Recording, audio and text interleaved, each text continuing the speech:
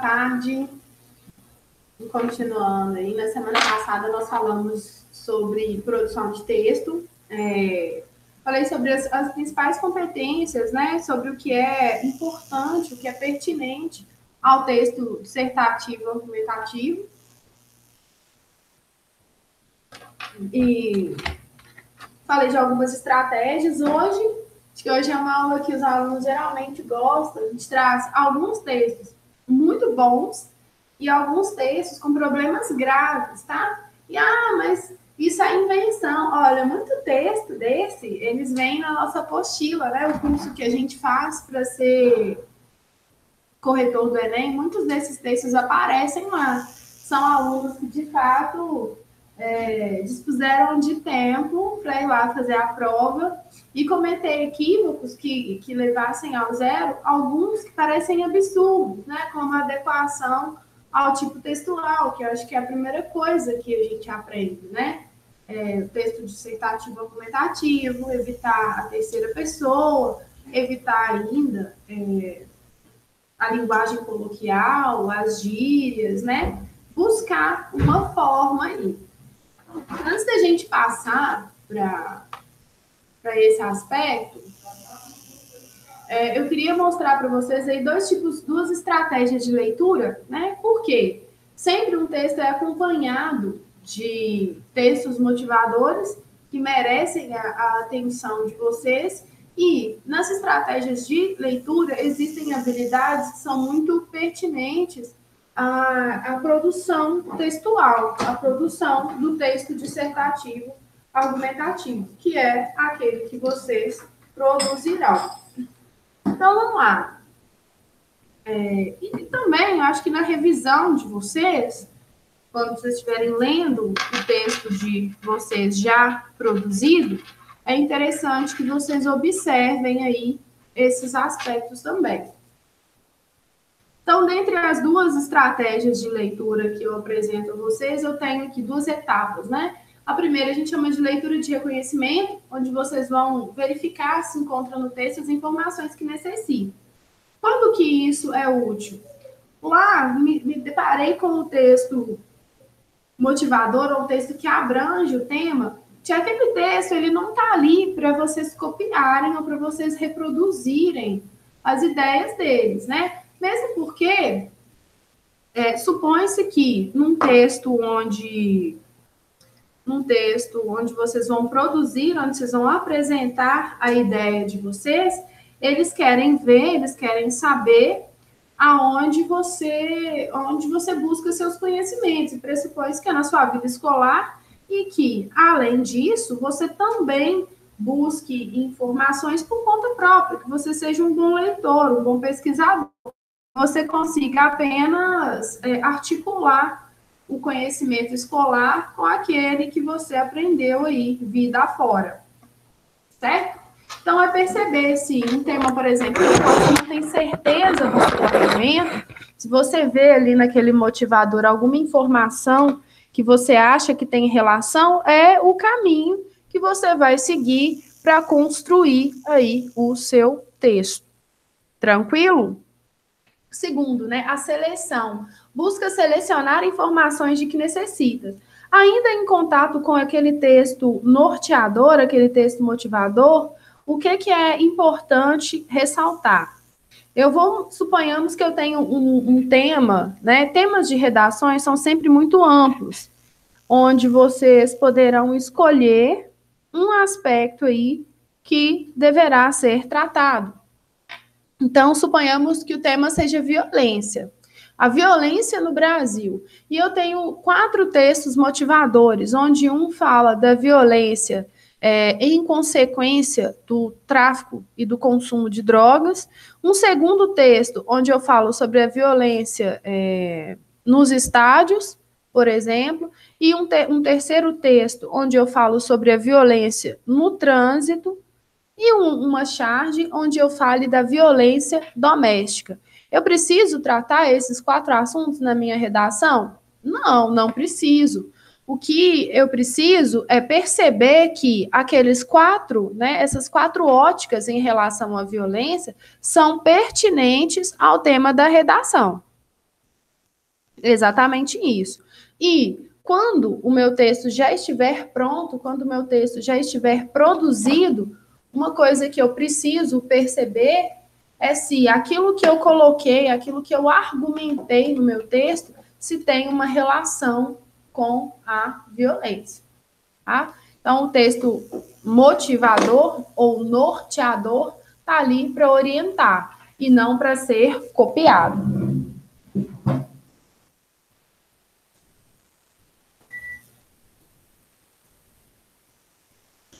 No segundo aspecto, né, eu tenho aqui a questão da crítica e da interpretação. Bom, a crítica, né, o verificar a consistência das ideias e a coerência dos argumentos é uma habilidade excelente para se construir aí ao longo da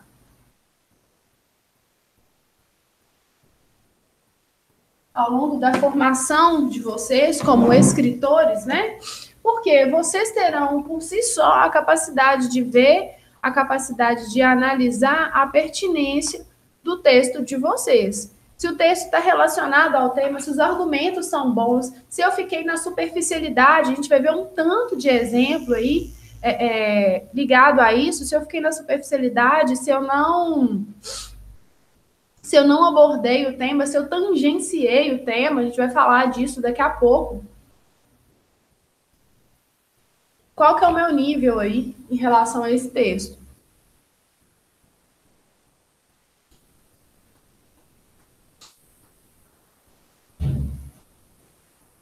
Deixa eu passar aqui. Aqui, olha.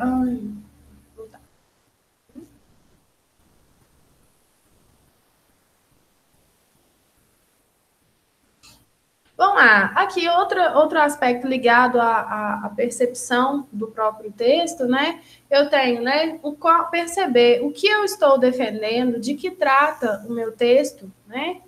Como as ideias são construídas, há progressão, há um link entre elas, é o que nós veremos aí em alguns textos. A gente vai fazer uma análise crescente, nós vamos começar com o nível 0 para os níveis melhores, e alguns eu vou comentar brevemente com vocês, o outro eu vou deixar aí a crítica para vocês, ok?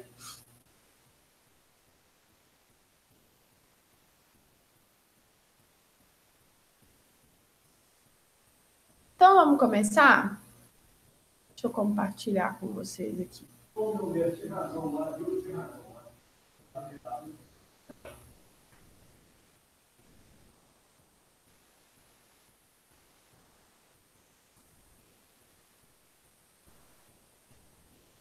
Bom, aqui.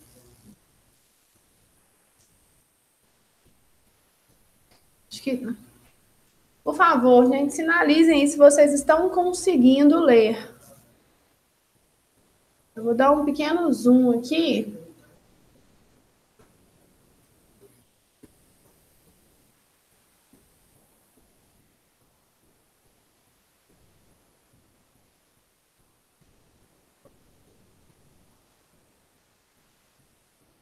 Então, Nina, Renan, Vitória, tá dando para ler direitinho?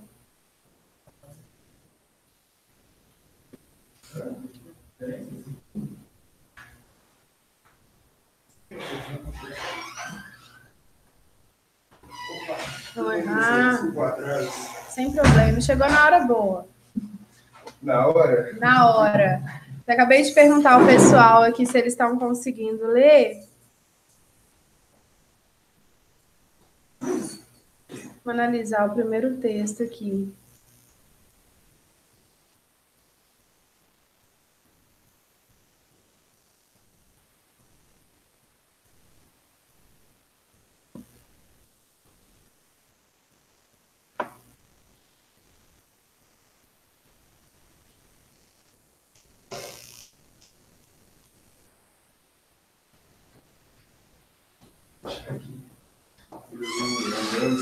Hã? Veio andando. Eu até tentei, eu fiz um esforço assim, para ligar o ar-condicionado.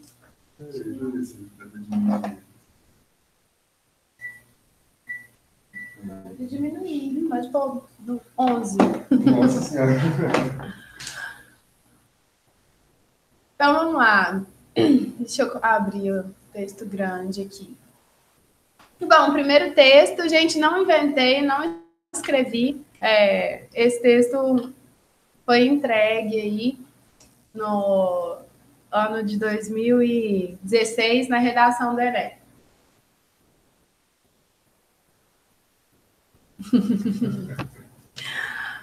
Bom, vamos comentar, vamos ver se tem alguma coisa boa, né?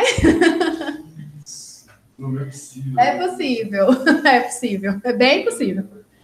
Tem uma coisa que é possível. Ela tá fazendo um videozinho pro blog, assim. Só faltou, se fosse, né, pelo Fala Galera, deve ser um rapaz, né? Se fosse uma menina, falar, oi meninas, tudo bom? Vai quase falando isso aí. Oi meninas e meninas, tudo bom? Na redação de hoje, nós vamos falar... Bom, o primeiro problema, né, o zero, pensando em redação do Enem aí, ele vem lá no começo, né? Fala, galera, que vai corrigir a minha redação. Gente, não precisa dizer. Tem que ler tudo, porque às vezes a gente tem que justificar o zero, né? Sim. Então tem que ler tudo. Então, fala, galera, que vai corrigir minha redação. Tudo bom com vocês?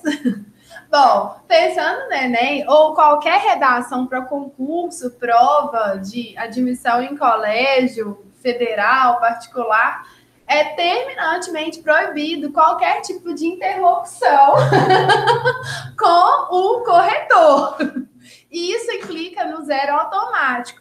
Bom, pensando na redação do Enem, a gente entende que a interlocução é uma forma de identificar o texto. Então, para cortar o mal pela raiz, é um zero garantido, né?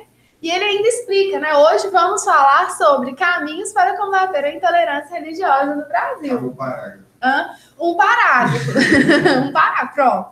Então, eu já tenho dois problemas. O primeiro, que levaria ao zero a interlocução, e observe que o primeiro parágrafo é o fala galera, o segundo é o hoje vamos. E são parágrafos frasais, que são inadmissíveis, né? Se bem que no primeiro não, né? Fala, galera, que vai corrigir a minha redação. Ponto de exclamação. Tem mais de uma frase. Eu tenho no segundo caso aí um parágrafo frasal. Aqui ele tá bem curtinho, mas a gente tem estruturas onde o parágrafo frasal ele ocupa 3, 4 linhas. E ele é um malefício aí para redação. Bom, um outro problema, né, de cara dá para ver aí é o uso da primeira pessoa. O segundo e no terceiro parágrafo. Bom, eu já fui uma pessoa que quando alguém era ateu, principalmente, já queria fuzilar a pessoa. Então, o pior sabe o que é, professora? Você não vê erros gritantes de português. Não. Ou seja, a pessoa é instruída e ela pensa que Na verdade, né, eu prefiro pensar... Eu prefiro pensar que muita gente faz o Enem para treinar. E assim, tem muito aluno que faz o Enem para treinar e não faz a redação. Por opção. Fala, eu vou fazer o Enem para treinar e não vou fazer a redação. Aí, para levar o caderno para casa, tem que ficar lá esperando. Aí faz isso. Eu prefiro pensar. Tanto que tem, né? Tem os outros fatores elementares de anulação. A gente vai ver daqui a pouco. Tem desenho, tem outros aspectos aí que eu prefiro pensar que é isso. Mas vamos lá. De cara, eu tenho um problema que nós comentamos na aula passada, que é o uso de maiúscula e minúscula, né? Então, ele começou certinho. Bom, vírgula. Gente, não é Deus não, né? Quando você está falando de Deus, ou então você está reproduzindo a fala bíblica de Deus, é que você coloca na letra maiúscula. Então, esse eu com letra maiúscula aí já está horroroso. Então, vamos lá. Eu já fui uma pessoa que, quando alguém era ateu, principalmente, eu queria fuzilar a pessoa. Outro aspecto aí é a repetição. Não, vamos no mérito do texto. Um malefício de cada vez. O primeiro aspecto é a repetição de palavras. Bom, gente, a língua portuguesa tem mais de 46 mil verbos. Dá para escrever um texto bacana sem ficar repetindo palavra, né? E eu querer fuzilar a pessoa, já desrespeitei os direitos humanos aqui. Eu já tenho 2 fatores para dar 0 para esse texto. Bom, se bem que não, porque esse ano tinha liminar lá que podia desrespeitar os direitos humanos. Né? Como é que é? Sim, eles entravam como liminar, mas impedindo, falando que quando você proíbe alguém de desrespeitar os direitos humanos na redação, você está tirando a liberdade de expressão dela, que é um direito, né? Mas isso não... Sim, isso não afeta muita coisa. No último ano, 2016, por exemplo, foi um ano que em mais de 6 milhões de redações que zeraram de respeitar os direitos humanos, não chegaram nem a 200 textos. Então, a quantidade é muito pequena, Calde. Isso varia muito com o tempo. Com o tempo, fui aprendendo, me instruindo, eu acho, e hoje tenho amigos ateus. De verdade. Tenho amigos ateus de verdade. Só existe uma forma de acabar com toda essa intolerância religiosa: educação.